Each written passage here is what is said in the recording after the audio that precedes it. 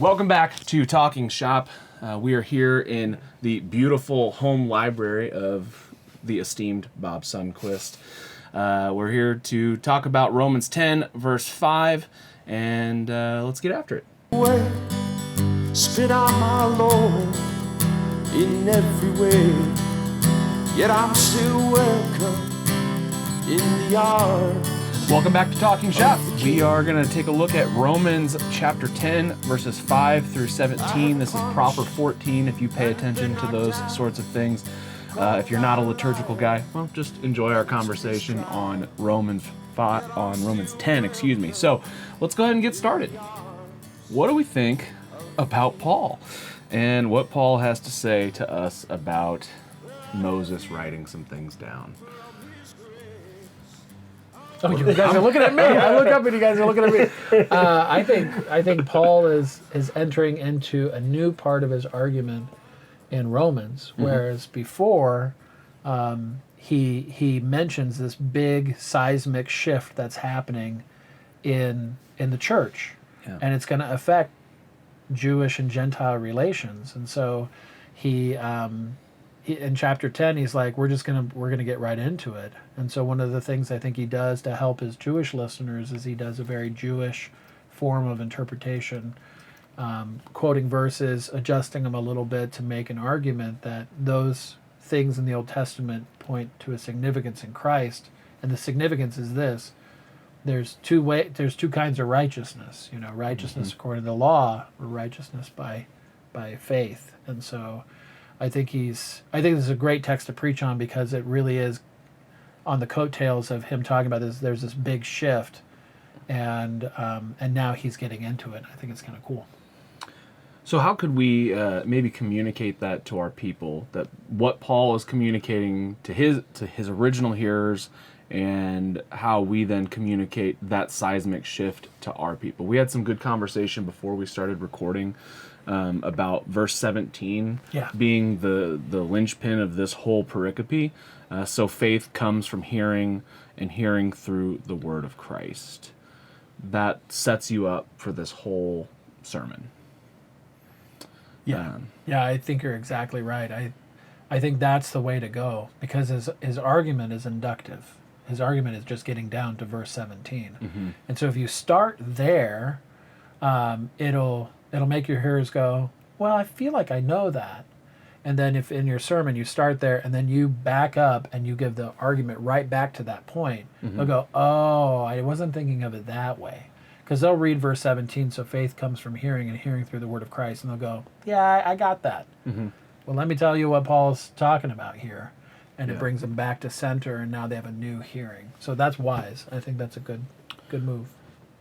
Yeah, so we talked about how this is, we're really getting into the preaching of God's word. This is proclamation. This is that Greek word rhema for word, and Christ is the logos, right? But we hear the rhema about the logos, and it changes us, and it makes us a new creation. That's cool. Is that fair to say? Oh, that's real cool. That's what the text is doing. Adam, what do you think? I was thinking about the way that this argument being laid out is similar to the bondage of the will. Okay. Sometimes if you read bondage of the will from the back to the front, just the style of argument is similar there. And I was thinking Bob probably has a good sermon structure on how to start at the end, make the circle, and then come back to the end that Paul is doing in this section, and how a good way to lay that out in a sermon. What do you think? Yeah, so when preaching Christ as typology, we learned this from like Sidney Greidanus on how to preach Christ from the Old Testament. He's got a couple other really good books as well. And what he does is he says you have to start at like verse 17. You start at a proclamation, and so rhema, logos, all that kind of good stuff. You start there, and then you bring in all the Old Testament argumentation. Literally, that's what Paul's doing here. And so these citations of verses, Isaiah 53, Deuteronomy 30, and you kind of show his reasoning from the Old Testament which brings you back to this word. Now, what this word does then, and this is really important from an Old Testament perspective, and what Paul's doing here, is this word will now be as distinguishing a mark between those who are in the community of faith and those who are not in the community of faith. Right. So that word creates a community of hope gathered around the word that draws a distinction against the world, but then it also actually it damns the world for not believing in this message. And so start at verse 17, give the Old Testament rationale to get everybody back to verse 17, and then what does verse 17 do? It creates a community of hope that distinguishes us from the world and actually judges the world for not believing in, verse 17, faith which comes from hearing, and hearing through the word of Christ. Yeah. And that would be a structure. So it's not by genealogy. Nope. It's not by the law. Nope. It is all by the message that comes through the word of Christ. It all comes, or another way to say that is by our confession, by what we're, right? Between our heart and our lips, right? That our heart and our lips are confessing the same thing. Yeah. And so we are united by what we believe, by what we believe has been given to us. How are they going to believe unless somebody preaches to them, right? That whole thing.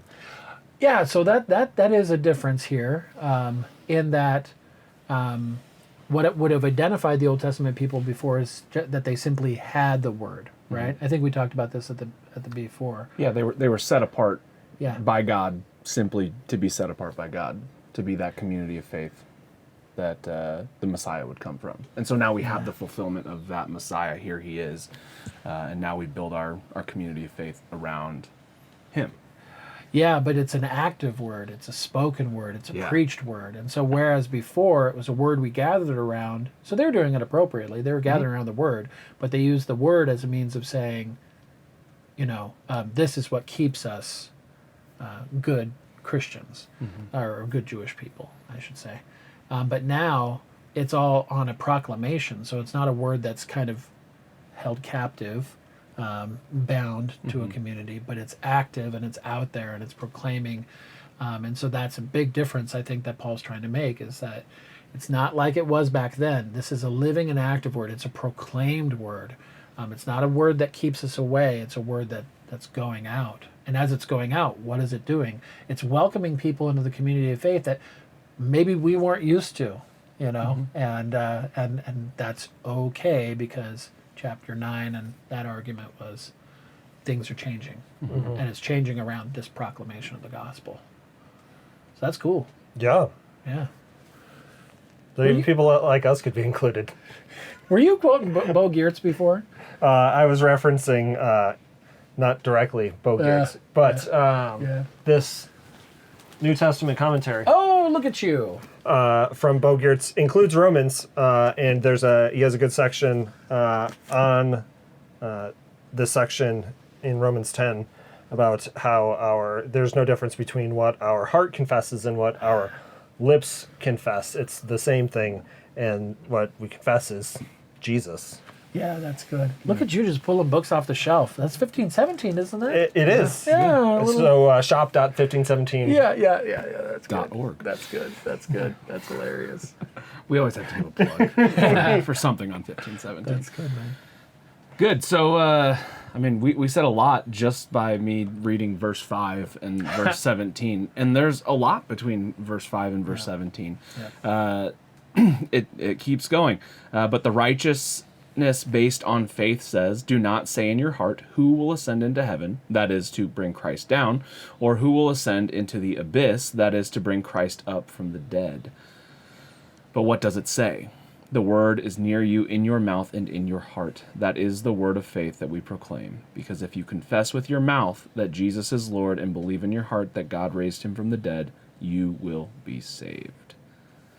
This is exactly what Adam was just quoting from the Bo Geertz thing. Right, and sometimes people take this to be overly, is pragmatic the word? That you just have to do this thing. You just have to say these words. Oh yeah, right? Sinner's prayer. Pray this little prayer. You'll be saved. Well, or even just say the words, and you're good. right? Sure. Who was it? Right, Kanye West came out with an album around Christmas time a couple years ago, and it was just right, great for him for saying the words, and you have all of these people talking about the album, and they're saying the words, right? But they're just saying the words. They're not actually confessing what they believe. So in the same way that like liberal theologians that don't actually believe in God, they talk about God all the time, right? It doesn't mean that they actually have faith. They just know some things about some things. yeah, Right. because it is with the heart that a person believes. Exactly. That's great. Good. So which structure did we say we were gonna recommend on this one? The Tarantino? Is that what we The called it? Is that Tarantino. what we called it out there in Yeah. the other room? Why don't you explain that before I try to do a dumber thing? So if you've ever watched any Tarantino movies, it always starts at the end or somewhere near the end, and then recycles you back to the beginning and then works you through the movie to the end with flashbacks all through the whole thing. But that's what I've called that style of starting at the end and going back to the beginning. Yeah, I think a way non-cool way of saying that is finding. I'm glad that wasn't a verse 15 reference. Use that Sidney Greidanus preaching the typology of Christ from the Old Testament model, which if I were to draw a circle, this would be, in the circle I'd have verse 17. So that's the vehicle by which the transformation, the gospel, is going to happen in the sermon, which is faith comes by hearing, and hearing through the word of Christ. You don't want to put the law in there, put the gospel in there. And then from that circle, you do like a backup. You go, how did we get here?